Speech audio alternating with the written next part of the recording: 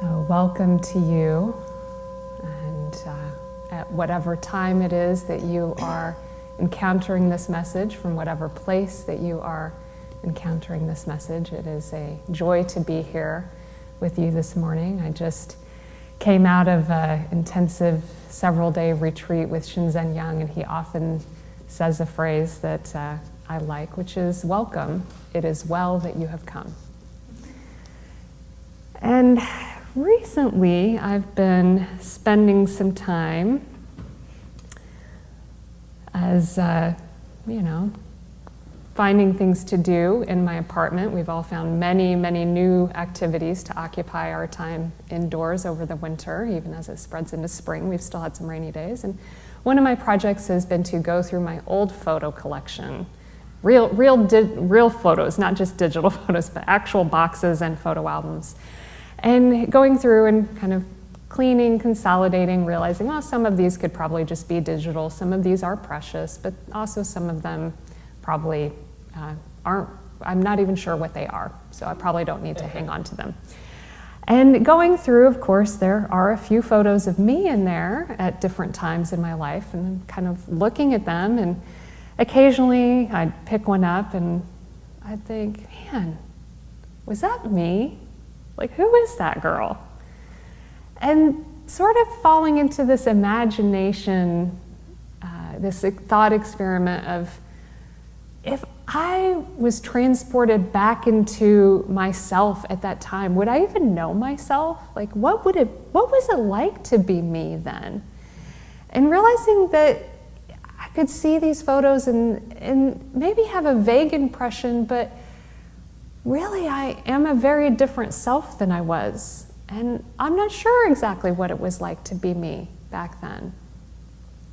And so I began realizing, that these snapshots, they're just a moment in time, right? They're not a complete picture of me and who I am. And even if I laid out all the snapshots that were in my photo collection, I start to get a more complete picture, a sort of historical view, but there's still something missing. And all photos are like this. They're all incomplete in this way, including selfies, right? And, unfortunately, selfies they have a bad reputation. Even the name, it kind of rhymes with selfish. We start to associate them with egotism, narcissism, self-centeredness. And as with all reputations, there may be a grain of truth in there, but I think it's pretty easy to look at our own lives, and we can probably think of situations, if we have taken selfies before. I know I am either guilty or not guilty, however you want to interpret that, but I have taken some selfies, and really, for me, they've often been moments of celebration and joy, marking a special moment with family or friends. And so, really, it's a more nuanced situation. And I find that in the spiritual world, especially in Buddhism, the ego gets a similar bad reputation, right? It's associated with clinging and aversion, and a clinging especially to our identity, right? As a sort of fixed sense of self, a story that may not be accurate. And in that way, it creates a sense of self-beration, and so it's a source of suffering. And so what's the solution? Well, no self, no problem. Just get rid of the ego, problem solved. But I actually think that there is a problem with that. And it's taken me a while to understand that a mature spiritual understanding realizes that that's actually not the full picture. That's just one side, and that's missing the nuance. By far the biggest personal challenge that I have faced in my life at any level, in any dimension, was in my late teens and 20s, a deep struggle with disordered eating. And towards the end of that, as I was really entering into recovery, that was when I first encountered Buddhism, or the practice of Buddhism. I'd intellectually heard about it in history books and things like that, but that was when I encountered the Temple Buddhist Center, which was known as the ABC, the American Buddhist Center, way back when. And when I arrived, the first message I was able to hear, it definitely wasn't the only message that was being offered, but the one that I heard was this message of no self, no problem. Because to me, it really sounded like, oh, right, the end of craving, well, that's an awful lot like what I've been doing with food. Like, I know how to quash a craving. I'm a master at that already, sign me up. I just have to transfer the skill, no ego, no problem. I'm in. What I didn't know at the time is that you can't actually let go of something that you're not able to grasp in the first place. And here I'm using the word grasp in the sense of understanding in a deep way, to really get something. And at this moment, when I was interpreting this message this way, I was failing to grasp a couple of important things. Number one may seem really obvious. It seems really obvious to me at this time. It was not at that time for me, but my so-called cravings for food were an actual essential biological need for fuel. And that was really important to understand that.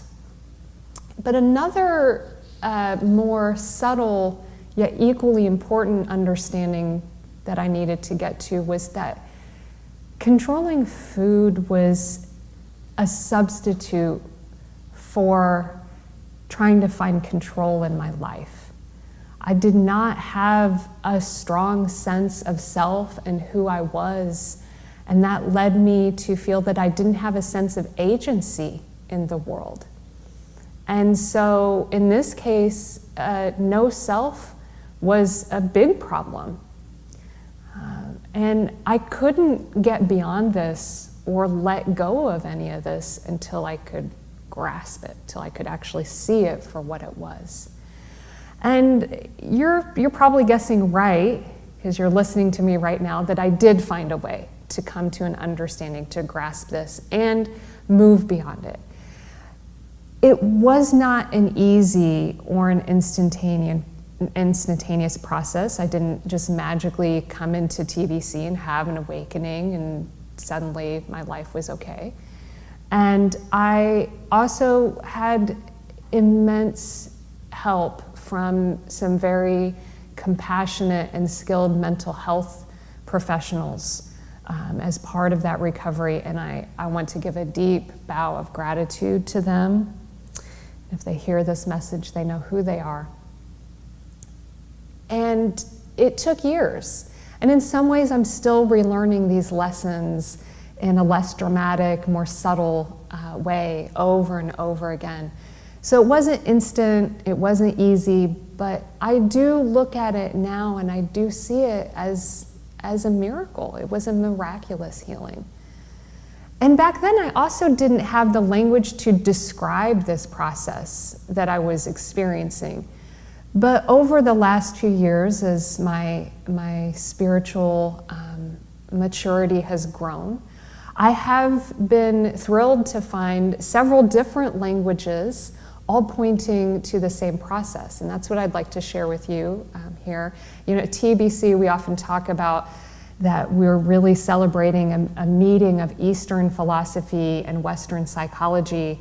And I think these examples I'm going to give to you, to me, they're a joyful example of this. And the first language or way of imagining this process that I was going through comes with the ancient esoteric Buddhist practice of Chöd. It's spelled Chod with a diacritical mark over the O.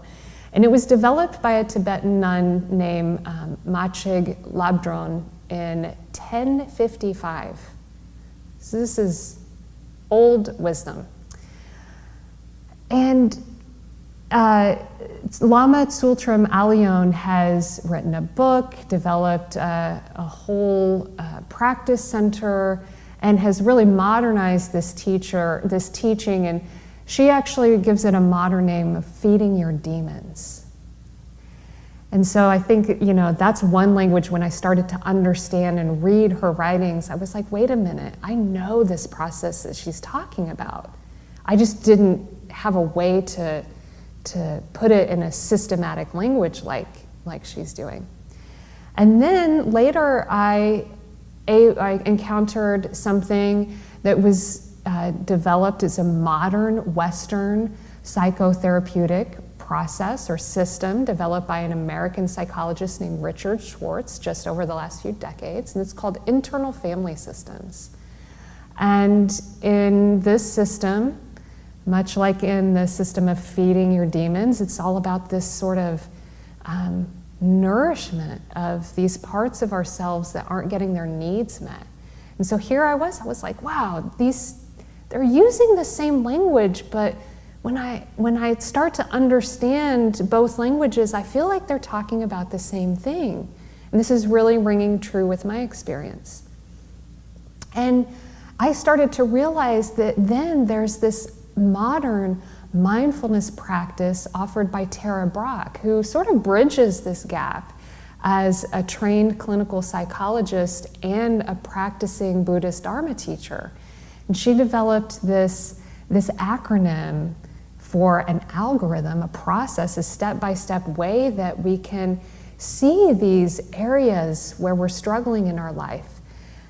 Maybe in a small moment or maybe on a bigger scale, and it's called RAIN. Many of you I know have heard of it. We talk about it. Victor and I here at the Temple Buddhist Center talk about it often. And that stands for recognize, accept, investigate, and nurture. And I feel like that is really, at the grand risk of oversimplification, that's really what all of these processes have in common. It's a recognition that there is part of ourself not getting what it needs, and that need itself is often very wholesome.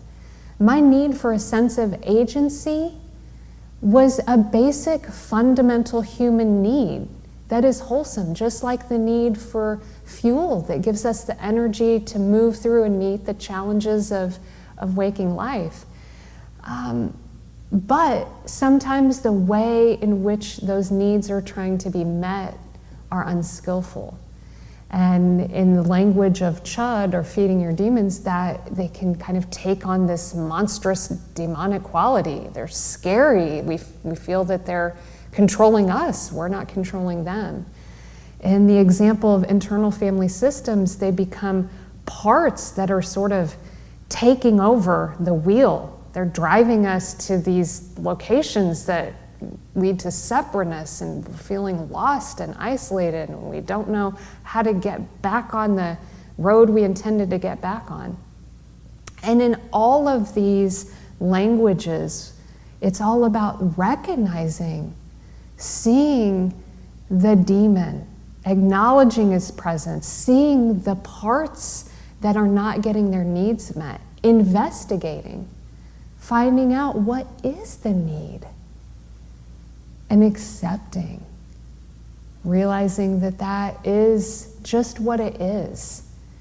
It doesn't have to be anything else. And then finding a way to nurture, to meet that need. And what happens is if we are able to do that, right?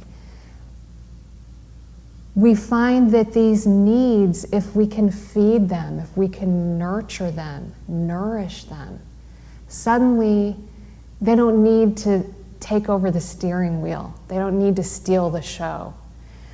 And whatever language we want to use to describe these parts, these struggles, these challenges, these habit grooves, these different roles that we step into when we're triggered by different situations, they seem that they're very separate. And if we only see them in that way, it's like we're looking at those frozen snapshots.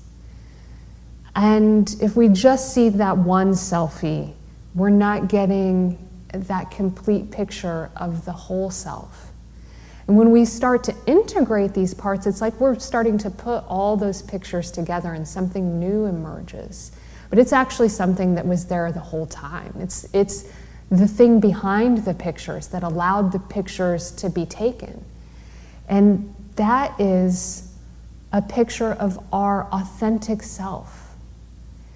It's that deepest authentic self that is a dynamic source of wisdom, and it is fully capable of being the strong and fearless navigator that we need wherever we are on our spiritual path. And so only when we begin to grasp the needs of these different parts can we let go of our assumptions and our need to press them away, and they become whole. They become part of the wholeness that is within us. And then we begin to grasp the vast strength and unwavering presence that is always there in this authentic self. And when we do that, then we arrive at a place from which we can begin to let go of the hand of this authentic self and venture into the grand exploration of true freedom.